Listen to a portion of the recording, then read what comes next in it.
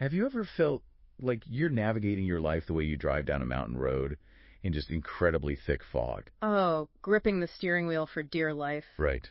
Your vision is limited to maybe a few feet in front of the hood, and you are entirely consumed by the act of dodging whatever obstacle suddenly materializes out of the mist. Just purely reacting. Exactly. Well, today's source text is a promotional excerpt for a service called Decode Your Destiny, and it claims to be the mechanism that actually lifts that fog. Which is quite the claim. It is. Welcome to this deep dive. Our mission today for you, the listener, is to analyze how this specific piece of promotional copy frames the journey of uncovering your life path. Yeah, it promises a method for gaining clarity from within. Right. And navigating the year ahead with genuine timing and foresight. But we aren't just going to read you the brochure. We're going to deconstruct exactly how it makes these promises. Because the language in this text is meticulously crafted to appeal to a very modern sense of exhaustion, Oh, totally. We're going to unpack the specific claims it makes regarding life paths, the concept of soul energy forecasting, and how it pitches this fundamental shift in the human experience. Moving a person from that state of constant defensive reaction. Yeah, dodging the obstacle. Right, moving them from that into a state of empowered foresight. It's a huge shift. And the text actually opens with a really provocative hook of its own. It claims this service isn't just a reading, but an unfair advantage. An unfair advantage is such a loaded phrase. It really is. But before it pitches that advantage, it dedicates significant real estate to defining what the service is explicitly not. Right. Okay, let's unpack this, because the copy begins with a very grounding, almost contrarian statement for the internet age. It says, some answers can't be rushed. I love that line. Yeah, it draws a hard line between a single snapshot reading and its own offering, which it calls a comprehensive full-year exploration. The contrast there is super clear. Right, a snapshot reading is like checking your phone's weather app to see if it's raining right now. Yeah. Whereas this service is positioning itself as, I don't know, a personalized farmer's almanac, mapping out the energetic seasons of your entire year. That's a great way to put it. But I read that and immediately felt a bit of friction. How so? Well, if someone is seeking guidance, they usually have an immediate problem, right? They want the weather app. They want to know if they need an umbrella today. Sure. So why does the text risk alienating a user who's looking for quick relief by immediately dismissing the value of a snapshot? Well, this raises an important question, and it really gets to the heart of the text's rhetorical strategy. Okay. By rejecting the quick fix, the text instantly attempts to establish a higher tier of authority. Yeah, it's fundamentally redefining the user's problem. So telling them they don't even know what their real problem is. Exactly. The text implies that your problem isn't the immediate crisis you're worried about today. Your actual problem is a lack of overarching alignment. It states that this experience unfolds your next 12 months in detail.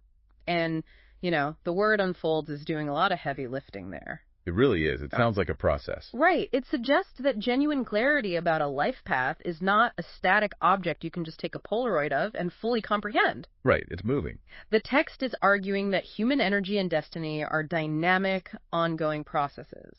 So it's essentially arguing that you can't understand a single frame of a movie without watching the whole reel. That's spot on. Like, a snapshot might show you crying, but without the context of the timeline, you don't know if those are tears of grief or tears of joy. Exactly. You need the whole picture. But doesn't a full-year exploration run the risk of just completely overwhelming the user? Oh, absolutely. Because we live in an era of notification fatigue. Asking someone to digest a 12-month energetic forecast seems like a massive cognitive load compared to just like a quick daily horoscope. That is the risk, but it's a calculated one. The copy is deliberately filtering its audience. It's speaking to a user who is already disillusioned with the superficiality of instant gratification. They're tired of the quick fixes. Right. When the text demands that the user slow down, it's shifting their expectations from a transactional relationship like, give me an answer right now, to a navigational relationship. A navigational relationship. I like that. Timing, in the context of this text, isn't treated just as a date on a calendar. It's treated as an active, fluctuating ingredient in a larger story. Right. The text assumes the user is tired of superficial band-aids and is hungry for a structural overhaul. Which transitions us perfectly into how the text claims it actually builds this structural overhaul. The mechanics.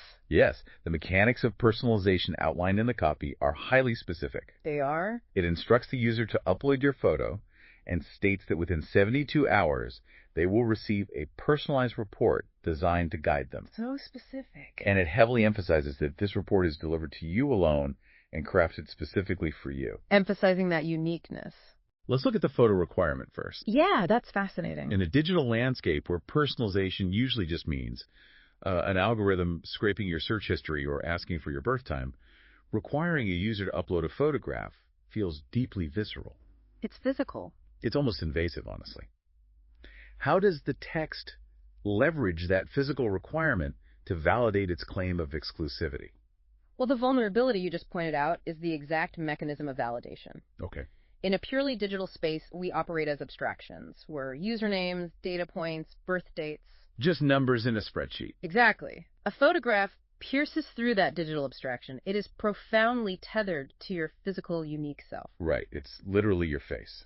And by making the upload of a face the barrier to entry, the service forces the user to invest a piece of their tangible identity into the process. That's a huge psychological shift. It is. Psychologically, once you have handed over something as personal as your image, you are deeply primed to believe that the resulting product is, as the text claims, delivered to you alone. Because it's tied to your actual image. Right. It visually and psychologically anchors the promise that this isn't some generic template. It creates a sense of intimacy right at the threshold. Yeah. You aren't just inputting data, you're being seen. Being seen is a powerful motivator. It really is. But then we hit the second mechanical detail, which fascinates me even more. The time frame. The 72-hour time frame. Yeah. We live in an age where generative AI can spit out a 100-page bespoke novel in like 4 seconds. Oh, easily. So in that context, a 3-day wait for a digital report is practically an eternity. It feels like forever. My skeptical brain looks at that 72-hour window and sees artificial scarcity or a deliberate delay tactic. Why highlight the wait time as a feature? Because it is a textbook application of the labor illusion. The labor illusion. Yeah, when something is generated instantly, human beings subconsciously devalue it. Oh, interesting. We associate instantaneity with mass production and cheap computation. By enforcing a 72-hour waiting period, the text implies that intense, complex work is taking place behind the curtain. Like someone is actually sitting there analyzing your photo. Exactly. Whether it is an algorithm or a human being processing that photo, the delay communicates bespoke craftsmanship. It makes it feel valuable. It sends a message that a full-year exploration of your life path, energy, and timing is a task of such magnitude that it cannot possibly be rushed. So the delay builds the perceived value. Totally. Like if you wait 3 days for this report, you are going to sit down with a cup of coffee and read every single word when it finally arrives. You're invested at that point. Right. Whereas if it popped up in 3 seconds, you might just skim the bullet points and close the tab. The mechanics themselves are actively shaping the user's receptivity. Precisely. The text uses the friction of the photo upload and the friction of the wait time to transform a simple digital download into an anticipated event. An event, yeah. It frames the resulting document as a significant, weighty guide that commands respect. And that brings us to the actual contents of this highly anticipated guide. The core material. Yeah, once the 72 hours are up, the text promises to unfold 3 very specific elements month by month. Okay, let's hear them. They are the days that favor you, the patterns worth releasing, and the rhythm your soul is inviting you to move in. Wow. Here's where it gets really interesting. Yeah. Because the contrast between these 3 deliverables is jarring. They almost feel like they belong to 3 completely different disciplines. They absolutely represent different domains of the human experience. Right. And the text's ambition is trying to synthesize them into one cohesive roadmap. Let's break them down. The days that favor you is pure actionable utility. Very practical. It sounds like a financial planner telling you the best day to buy a stock. Yeah. It is entirely focused on the external environment. External. But Yeah. right next to it, the text promises to identify the patterns worth releasing. Which is totally different. It's completely different. That is not actionable timing. That is deep psychological excavation. Yeah. Internal work. Releasing a pattern implies confronting self-sabotage, examining past trauma, breaking habits. It's like therapy speak, grafted onto a forecasting tool. It is a bit of a genre mashup. It is. Yeah. How do those 2 concepts coexist logically within the text's framework? What's fascinating here is how the source text weaves those distinct layers together to address a very common flaw in traditional forecasting. What flaw? Well, let's say a standard horoscope tells you that Tuesday is a fantastic day for career advancement. Okay, sweet. That is an external variable. But if you have deeply ingrained imposter syndrome, an internal pattern, you will unconsciously sabotage that career opportunity when Tuesday arrives. Oh, man. Yeah. The text recognizes that external timing is completely useless without internal readiness. I see. So the text is arguing that identifying a favorable day is only half the equation. Right. You could have a massive tailwind, but if your sails are tied up in knots, those patterns you haven't released, you aren't going anywhere. Exactly. The text merges the two concepts to create a holistic ecosystem. A holistic ecosystem. It suggests that navigating a life path requires clearing the internal debris so that you're actually capable of seizing the external opportunities. Wow. It's pitching a synthesis of outward action and inward healing. But I want to push back on the philosophy behind this, especially when we look at the third deliverable. Okay, let's hear it. The rhythm your soul is inviting you to move in. The soul rhythm. There's an inherent tension here between determinism and free will. Yes, the classic debate. If there are specific days that favor you, that implies a predetermined destiny, like a script that is already written. It does sound like that. But if I have to do the work to release patterns, and if my soul is only inviting me to a rhythm, that implies I have the free will to decline the invitation. Right, you can say no. So how does the text reconcile a mapped-out destiny with the user's freedom of choice? It reconciles it through incredibly careful word choice, particularly the word inviting. Inviting. Yeah, the text deliberately avoids language that sounds dictatorial. It doesn't say the rhythm your soul demands or the destiny you're forced to fulfill. Right, it's not an order. An invitation inherently respects the agency of the person receiving it. That makes sense. The text frames this soul energy forecasting not as a rigid set of train tracks you are locked onto, but rather as an underlying current in the ocean. Oh, I love that analogy. So the current is undeniably there. That's the forecasted timing and the soul's rhythm. But whether you paddle with it or exhaust yourself swimming against it is entirely up to you. Exactly. The text claims to provide the oceanic chart. It highlights the currents and the favorable winds. But, the user remains the captain of the ship. They still have to steer. Right. This framing empowers the user rather than trapping them. Gaining clarity from within, according to this text, isn't about surrendering to a predetermined fate. No. It's about making a highly informed, conscious choice to align with your optimal energetic rhythm. Which perfectly sets the stage for the text's grand finale, where it reveals the ultimate outcome of possessing this knowledge. The big reveal. After dissecting the mechanics and the multi-layered deliverables, we arrive at the promised result. The copy concludes with a massive, audacious claim. It really goes for it. It asserts that having this personalized 12-month guide allows you to move with foresight, timing, and clarity most people spend a lifetime searching for. A lifetime. While the rest of the world continues to move through life, reacting to what comes. There's that reacting again. And it summarizes this entire state of being as an unfair advantage. Yeah. So what does this all mean? The phrase unfair advantage stands out dramatically. It feels aggressive. It is aggressive. It sounds like Wall Street jargon, like insider trading, applied to a spiritual journey. It really does. Why would a text focused on soul energy and internal alignment use such a combative, competitive phrase? Well, if we connect this to the bigger picture, we have to look at the baseline human condition the text is critiquing. The text establishes that the default setting for most people is moving through life, reacting to what comes. Back to the fog analogy. Exactly. Living defensively.